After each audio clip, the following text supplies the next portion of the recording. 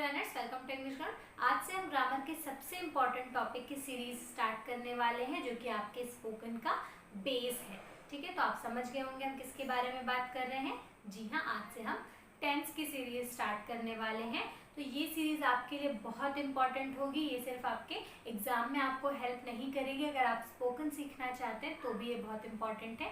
और मैं आपको इस वे में पढ़ाऊंगी कि आप बहुत ही आसानी से टेंस सीख पाएंगे। अभी तक आपकी जो भी कंफ्यूजन थी टेंस को लेकर वो डेफिनेटली दूर होगी अगर आप इस सीरीज में बने रहते हैं। तो इस सीरीज में ज़रूर बने रहें और चैनल को ज़रूर सब्सक्राइब कर लें अगर आपको इस सीरीज में बने रहना है और टेंस बहुत अच्छे से सीखना है। तो चलिए स्टार्ट करते हैं। सबसे पहले हम समझ लेते हैं कि टेंस क्या है।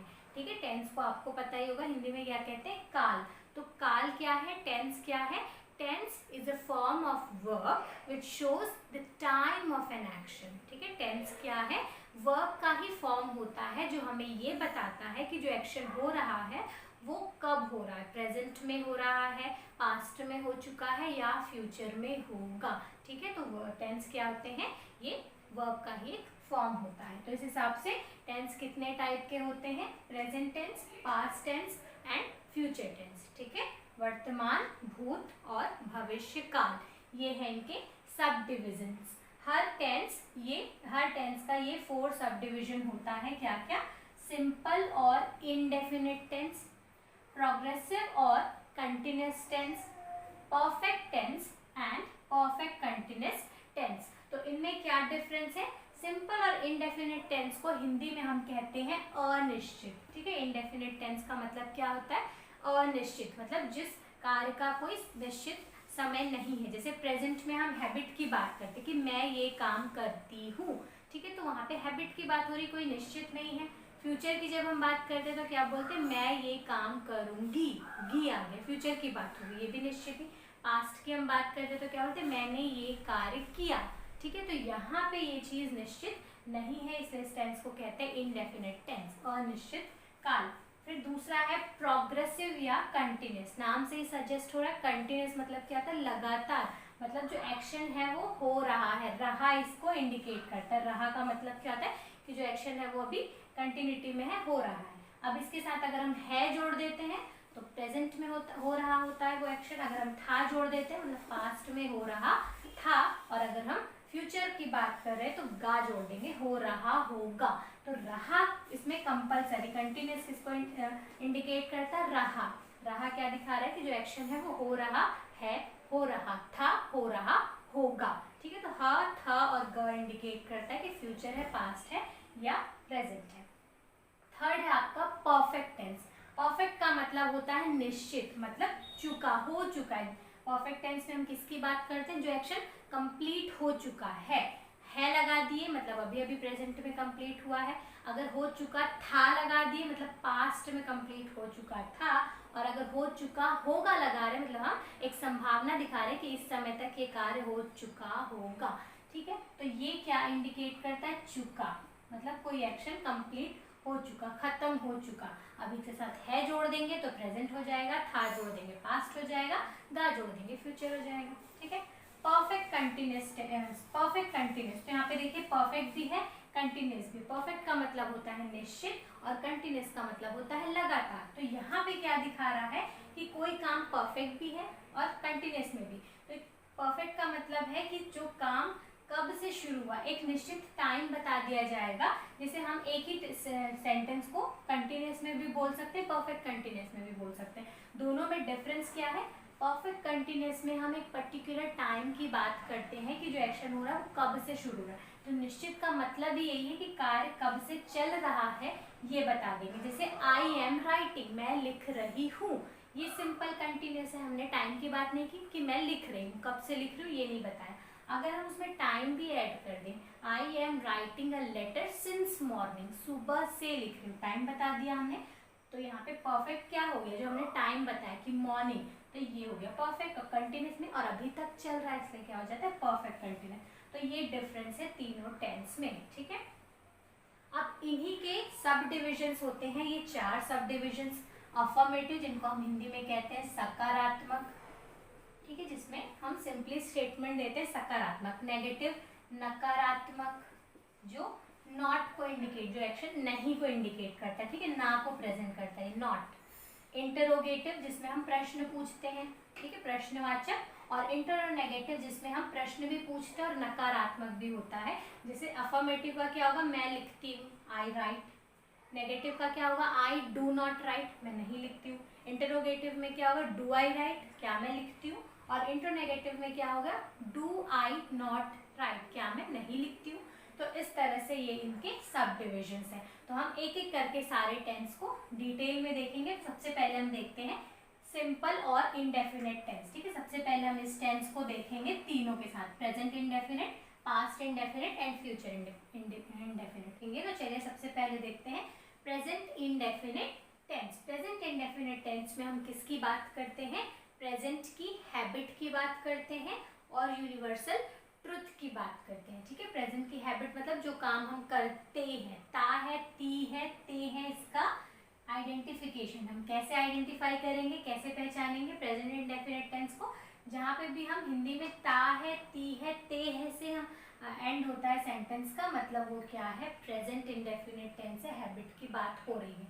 या फिर यूनिवर्सल ट्रुथ, ट्रुथ हमेशा ट्रुथ ही रहेगा, प्रेजेंट में ही रहेगा। जैसे पृथ्वी सूर्य के चक्कर लगाती है ही बोलेंगे, ऐसा तो नहीं बोलेंगे कि पृथ्वी सूर्य के चक्कर लगाती थी नहीं होगा। तो यूनिवर्सल ट्रुथ में हमेशा हम प्रेजेंट इंडेफिनेट टेंस की बात करते हैं और हैबिट के लिए भी, प्रेजेंट की हैबिट के लिए भी प्रेजेंट इंडेफिनेट टेंस की बात करते हैं। अब इसमें हम इंग्लिश में कैसे पहचानेंगे, हिंदी में तो हम पहचान गए ता है, ती है, ते है। इंग्लिश में कैसे पहचानेंगे, हम वर्ब का फॉर्म देखेंगे।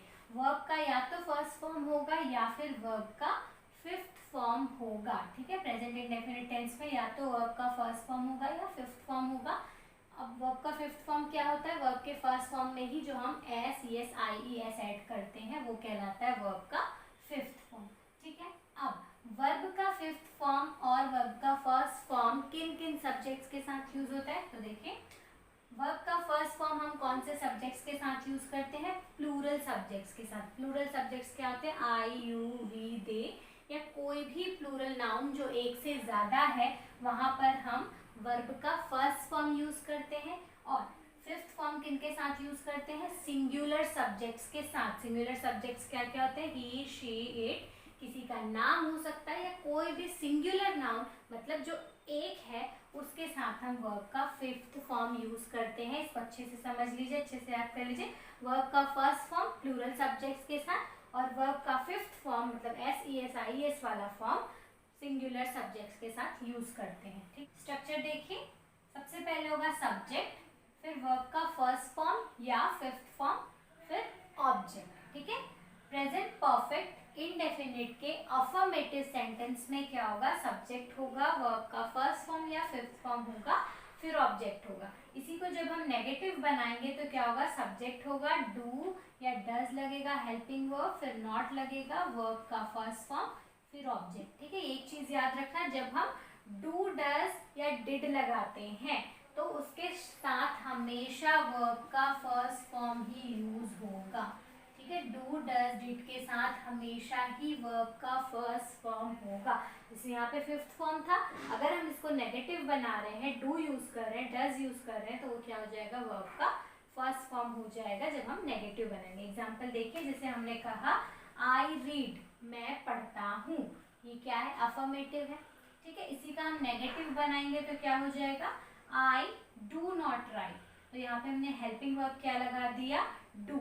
एक चीज और याद रखना, जब भी हम नॉट की बात करते हैं मतलब नेगेटिव या इंटरोगेटिव बनाते हैं, कभी भी जब हम नेगेटिव या इंटरोगेटिव सेंटेंस बनाते हैं तो उस सेंटेंस में हेल्पिंग वर्ब होगा ही होगा। बिना हेल्पिंग वर्ब के ना तो हम नॉट लगाएंगे ना तो प्रश्नवाचक चिन्ह लगाएंगे। तो जहाँ पे भी आपको प्रश्नवाचक चिन्ह लगाना है मतलब प्रश्न पूछना है या फिर सेंटेंस को नकारात्मक बनाना है तो वहाँ पे कोई ना कोई हेल्पिंग वर्ब आपको लगाना होगा। और प्रेजेंट इंडेफिनिट के सिंपल में, अफर्मेटिव में कोई हेल्पिंग वर्ब नहीं होता है। यहाँ पे हम नेगेटिव बनाने के लिए क्या यूज करते हैं, डू या डज यूज करते हैं। तो आई रीड को जब हम नेगेटिव बनाएंगे तो क्या हो जाएगा, आई डू नॉट रीड। इसको जब हम इंट्रोगेटिव बनाएंगे तो इंटरोगेटिव का स्ट्रक्चर क्या होता है, सबसे पहले होता है हेल्पिंग वर्ब, फिर होता है सब्जेक्ट, फिर वर्ब का फर्स्ट फॉर्म, ठीक है, डू डज के साथ हमेशा वर्ब का फर्स्ट फॉर्म होगा, फिर ऑब्जेक्ट, ठीक है। जब इंटरोनेगेटिव बनाएंगे तो सबसे पहले होगा हेल्पिंग वर्ब, फिर सब्जेक्ट, और सब्जेक्ट के तुरंत बाद नॉट। नॉट कहाँ लगाना है? सब्जेक्ट के बाद। वर्ब का फर्स्ट फॉर्म होगा, फिर ऑब्जेक्ट होगा। तो ये स्ट्रक्चर आपको दिमाग में रखना है, ठीक है, ये स्ट्रक्चर आपको दिमाग में रखना है। तो सेंटेंस देखिए फिर से एक बार, आई रीड, मैं पढ़ती हूँ, ही रीड्स, तो यहाँ पे हमने क्या किया, देखो ही के साथ रीड्स लगाया, क्यों? क्योंकि ही क्या है? सिंगुलर सब्जेक्ट है, और सिंगुलर के साथ हम क्या लगाते हैं? वर्ब का फिफ्थ फॉर्म लगाते हैं, एस ई एस वाला।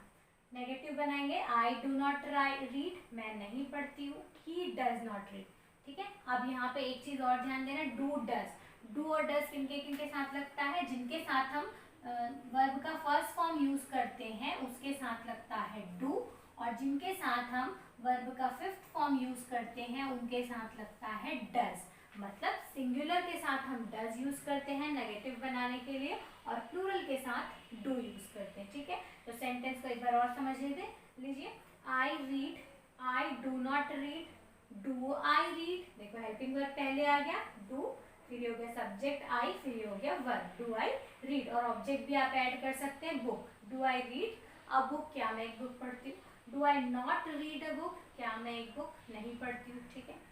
ही रीड्स, वह पढ़ता है, ही डज नॉट रीड, वह नहीं पढ़ता है, डज लगा दिया हमने ही के साथ। डज ही रीड, क्या वह पढ़ता है। डज ही नॉट रीड, क्या वह नहीं पढ़ता है। तो हम एक ही एग्जाम्पल को, एक ही वर्ब को लेकर चलेंगे ताकि आपको बहुत अच्छे से समझ में आए। अगर हम अलग अलग वर्ब्स लेंगे तो आप बहुत कंफ्यूज हो जाएंगे, इसलिए एक ही वर्ब को हम सारे टेंसेस में लेकर चलेंगे। तो ये आपको समझ में आ गया। प्रेजेंट इंडेफिनिट टेंस की पहचान क्या होती है? ता है, ती है, ते है। वर्ब का कौन सा फॉर्म लगता है? फर्स्ट या फिफ्थ फॉर्म। सिंगुलर के साथ हम लगाते हैं वर्ब का फिफ्थ फॉर्म, और प्लूरल के साथ लगाते हैं वर्ब का फर्स्ट फॉर्म, और ये है इसका स्ट्रक्चर। अच्छे से देख लीजिए, स्क्रीनशॉट ले लीजिए, नोट बना लीजिए। अब हम देखेंगे past indefinite tense. Past indefinite tense की पहचान हम कैसे करेंगे, कैसे आइडेंटिफाई करेंगे? पास्ट इंडेफिनिट टेंस के जो सेंटेंसेस होते हैं हिंदी में, वो कैसे एंड होते हैं? या, ये, या फिर आ, ई, ए से एंड होते हैं। जैसे मैं गया, वे आए, हम गए, या फिर वह आई। तो इस तरह से एंड होता है पास्ट सिंपल टेंस का। या फिर टेंस को पहचानने का सबसे सरल तरीका है, हम देखेंगे ह। अगर कोई भी सेंटेंस ह से एंड हो रहा है, ह मतलब है, हूँ, या फिर है, मतलब वो प्रेजेंट टेंस है। अगर कोई सेंटेंस ग से एंड हो रहा है, ग मतलब वो फ्यूचर की बात हो रही है, ठीक है। फ्यूचर हमेशा ग से ही एंड होगा, और प्रेजेंट हमेशा ह से ही एंड होगा। अगर आपको ह और ग नहीं दिख रहा है, कुछ भी नहीं दिख रहा दोनों में से, मतलब वो पक्का पास्ट टेंस है, ठीक है। क्योंकि पास्ट टेंस में बहुत सारा कंफ्यूजन लोगों को हो जाता है, बच्चों को, कि कंफ्यूज हो जाते हैं कि क्या है पास्ट टेंस, कैसे पहचाने। तो सिंपल सी बात है, जहाँ ह दिख रहा है वहाँ प्रेजेंट की बात हो रही, जहाँ ग दिख रहा है वहाँ फ्यूचर की बात हो रही है, और ह और ग दोनों नहीं दिख रहा, मतलब वो सिंपल है कि पास्ट की ही बात हो रही है, ठीक है। अब पास्ट सिंपल टेंस में हम वर्ब का कौन सा फॉर्म यूज करते हैं? वर्ब का सेकंड फॉर्म, ठीक है। इंग्लिश में हम कैसे पहचानेंगे कि पास्ट इंडेफिनिट टेंस है? वर्ब का सेकंड फॉर्म यूज होगा। और एक चीज याद रखना, वर्ब का सेकंड फॉर्म सिर्फ और सिर्फ पास्ट इंडेफिनिट टेंस के अफर्मेटिव में ही यूज होता है। सिर्फ एक ही टेंस है जहां पर हम वर्ब का सेकंड फॉर्म यूज करते हैं, कहां पर? पास्ट इंडेफिनिट टेंस के अफर्मेटिव में। इसके बाद जब हम नेगेटिव या इंट्रोगेटिव बनाएंगे तो डिड के साथ वर्ब का फर्स्ट फॉर्म लगेगा, ठीक है। मैंने पहले ही बताया था, डू डज डिड के साथ हमेशा वर्ब का फर्स्ट फॉर्म लगता है। और एक चीज, हाँ, वर्ब का फिफ्थ फॉर्म जो है वो हमेशा कौन से टेंस में यूज होता है? प्रेजेंट इंडेफिनिट टेंस में, ठीक है। प्रेजेंट सिंपल टेंस के अफर्मेटिव में ही हम वर्ब का फिफ्थ फॉर्म यूज करते हैं, और पास्ट सिंपल अफर्मेटिव में ही हम वर्ब का सेकंड फॉर्म यूज करते हैं, ठीक है। याद रख लेना इस बात को। अब देखते हैं स्ट्रक्चर। स्ट्रक्चर क्या होगा? सबसे पहले होगा सब्जेक्ट, वर्ब का फर्स्ट फॉर्म, ऑब्जेक्ट, किसमें? अफर्मेटिव में। जब हम इसको नेगेटिव बनाएंगे तो नॉट लगेगा। हेल्पिंग वर्ब मैंने बताया कि नेगेटिव बनाते हैं तो नॉट के पहले कोई ना कोई हेल्पिंग वर्ब होता है। तो पास्ट में हम कौन सा हेल्पिंग वर्ब यूज करते हैं? पास्ट इंडेफिनिट में डिड यूज करते हैं। तो क्या हो जाएगा स्ट्रक्चर? सब्जेक्ट होगा, डिड होगा, नॉट, वर्ब का फर्स्ट फॉर्म, ऑब्जेक्ट नेगेटिव में। इंटरोगेटिव में क्या होगा? डिड सामने आ जाएगा, did plus subject plus verb का फर्स्ट फॉर्म हो जाएगा और फिर ऑब्जेक्ट। ठीक है, डिड के साथ वर्ब का फर्स्ट फॉर्म। और जब हम इंटरनेगेटिव बनाएंगे तो क्या होगा? डिड होगा, सब्जेक्ट होगा, नॉट होगा, वर्ब का फर्स्ट फॉर्म, ऑब्जेक्ट। ठीक है, तो ये स्ट्रक्चर याद कर लीजिए, समझ लीजिए अच्छे से। तो एग्जांपल देखिए, आई रोट, राइट का सेकंड फॉर्म हो गया ये। आई रोट, मैं लिखा, आ की मात्रा से एंड हो रहा है, मैं लिखा। या फिर मैं लिखी अगर हम कहेंगे तो ई की मात्रा से ऐड होगा, तो मैं लिखी। आई डिड नॉट राइट, मैं नहीं लिखा। डिड आई राइट, क्या मैं लिखा। डिड आई नॉट राइट, क्या मैं नहीं लिखा। ठीक है, तो हमने प्रेजेंट में क्या देखा था कि दो हेल्पिंग वर्ब थे, डू और डज। ठीक है, सिंगुलर के साथ डज यूज कर रहे थे, प्लूरल के साथ डिड यूज कर रहे थे। पास्ट में ऐसा कोई झमेला नहीं है, पास्ट में हमको एक ही हेल्पिंग वर्ब यूज करना है, चाहे कोई भी सब्जेक्ट हो। तो ही रोट, वह लिखा। ही डिड नॉट राइट, वह नहीं लिखा, तो यहाँ पर हमने वर्ब का फर्स्ट फॉर्म यूज किया, राइट। डिड ही राइट, क्या वह लिखा। डिड ही नॉट राइट, क्या वह नहीं लिखा। तो ये आपको समझ में आ गया पास्ट इंडेफिनिट टेंस। तो चलिए अब देखते हैं future indefinite tense. Future indefinite tense, future indefinite tense को कैसे पहचानेंगे, कैसे आइडेंटिफाई करेंगे? हिंदी में फ्यूचर इंडेफिनिट टेंस के सेंटेंस किससे एंड होंगे? गा, गी, गे से। ठीक है, इंग्लिश में कैसे पहचानेंगे? शैल और विल के साथ होगा वर्ब का फर्स्ट फॉर्म। ठीक है, एक चीज याद रखना कि जब भी फ्यूचर टेंस की हम बात कर रहे हैं वहां पे शैल और विल होगा ही, बिना शैल और विल के फ्यूचर टेंस हो ही नहीं सकता। तो फ्यूचर टेंस मतलब शैल और विल होगा ही होगा। ठीक है, अब शैल और विल कौन कौन से सब्जेक्ट्स के साथ यूज होता है? तो देखिए, आई और वी के साथ शैल यूज होता है और बाकी सारे जो रिमेनिंग सब्जेक्ट्स हैं आई और वी के अलावा उनके साथ हम विल यूज करते हैं। ठीक है, आई और वी क्या है? फर्स्ट पर्सन, तो फर्स्ट पर्सन के साथ हम शैल यूज करते हैं और बाकी सारे सब्जेक्ट्स के साथ विल यूज करते हैं। अब एक क्वेश्चन ये आता है कि क्या आई और वी के साथ हम विल यूज नहीं कर सकते, या फिर क्या बाकी सारे सब्जेक्ट्स के साथ हम शैल यूज नहीं कर सकते? बिल्कुल कर सकते हैं, लेकिन कंडीशन क्या होगी? जब हम कोई बात निश्चित करते हैं तब हेल्पिंग वर्ब्स जो है वो ऑपोजिट यूज होते हैं। जैसे हम कहेंगे आई शैल राइट, मैं लिखूंगी। ठीक है, अब इस बात को हमको निश्चित करना होगा, तब मैं क्या बोलूंगी? आई विल राइट, मैं जरूर लिखूंगी। तो आई के साथ अगर हम शैल यूज कर रहे हैं मतलब हमने कोई वादा नहीं किया, हमने सिंपली कह दिया कि मैं लिखूंगी। और अगर आई के साथ हम विल यूज कर रहे हैं मतलब हमने कर दिया उस बात को निश्चित कि मैं जरूर लिखूंगी। ठीक है, तो शैल और विल ये जो मॉडल है इस पे ऑलरेडी मैंने वीडियो बना दिया है, तो इसका डिटेल यूज देखने के लिए आप उस मॉडल वाले वीडियो को देख सकते हैं, उसकी लिंक मैंने डिस्क्रिप्शन बॉक्स में दे दी है। तो चलिए स्ट्रक्चर देखते हैं। स्ट्रक्चर क्या होगा? सबसे पहले होता है सब्जेक्ट, फिर हेल्पिंग वर्ब होगा शैल या विल, वर्ब का फर्स्ट फॉर्म, ऑब्जेक्ट। नेगेटिव बनाने के लिए कुछ नहीं करना है, हमारे पास ऑलरेडी हेल्पिंग वर्ब है। ठीक है, प्रेजेंट और पास्ट में कोई हेल्पिंग वर्ब नहीं था अफर्मेटिव में, इसलिए हमको डू, डज या डिड ऐड करना पड़ रहा था। यहाँ पे ऑलरेडी हमारे पास हेल्पिंग वर्ब है, तो कुछ करने की जरूरत नहीं, सीधा हेल्पिंग वर्ब के बाद हम नॉट लगा देंगे, वर्ब का फर्स्ट फॉर्म फिर ऑब्जेक्ट। इंटरोगेटिव बनाने के लिए हेल्पिंग वर्ब को सामने कर देंगे, सब्जेक्ट प्लस वर्ब का फर्स्ट फॉर्म फिर ऑब्जेक्ट क्वेश्चन मार्क। और इंटरनेगेटिव बनाने के लिए हेल्पिंग वर्ब होगा, सब्जेक्ट के तुरंत बाद नॉट, वर्ब का फर्स्ट फॉर्म ऑब्जेक्ट। तो ये है इसका स्ट्रक्चर, अच्छे से समझ लीजिए, याद कर लीजिए। ठीक है, तो इसमें कुछ भी हमको एक्स्ट्रा लगाने की जरूरत नहीं पड़ी, शैल विल ऑलरेडी था, उसके जस्ट बाद हमने नॉट लगा दिया। तो इसका एग्जांपल क्या हो जाएगा? आई शैल राइट, मैं लिखूंगा। आई शैल नॉट राइट, मैं नहीं लिखूंगा। शैल आई राइट, क्या मैं लिखूंगा। शैल आई नॉट राइट, क्या मैं नहीं लिखूंगा। इसी तरह से ही के साथ हमने क्या लगाया यहाँ पे? विल। ही विल राइट, वह लिखेगा। ही विल नॉट राइट, वह नहीं लिखेगा। विल ही राइट, क्या वह लिखेगा। विल ही नॉट राइट, क्या वह नहीं लिखेगा। अब ही के साथ हम शैल यूज कर देंगे तो बात निश्चित हो जाएगी। ठीक है, और अगर आई के साथ हम विल यूज़ कर देंगे तो बात निश्चित हो जाएगी। तो ये हमने देखा प्रेजेंट, पास्ट और फ्यूचर टेंस के इनडेफिनिट टेंस को हमने देखा। तो आपको आई होप सारे टेंस में, तीनों टेंस में डिफरेंस समझ में आ गया होगा। अगर अभी भी कोई डाउट है तो आप कमेंट सेक्शन में लिख देंगे, आपका डाउट क्लियर कर दिया जाएगा। तो नेक्स्ट वीडियो में हम बात करेंगे कंटिन्यूस टेंस पे, प्रेजेंट, पास्ट और परफेक्ट कंटिन्यूस टेंस पे बात करेंगे। आज के लिए बस इतना ही। और हाँ, इनसे रिलेटेड जो सेंटेंसेस है वो बनाकर आप कमेंट सेक्शन में लिखेंगे। जो भी आपकी जो दिनचर्या है उसमें से उठाकर कोई भी सेंटेंस बनाकर आप कमेंट सेक्शन में लिखेंगे जो कि प्रेजेंट, पास्ट या फ्यूचर इंडेफिनिट टेंस से बने होंगे। तो आज के लिए बस इतना ही। मिलते हैं नेक्स्ट वीडियो में। Till then keep learning, keep practising and keep smiling. Good bye and thank you.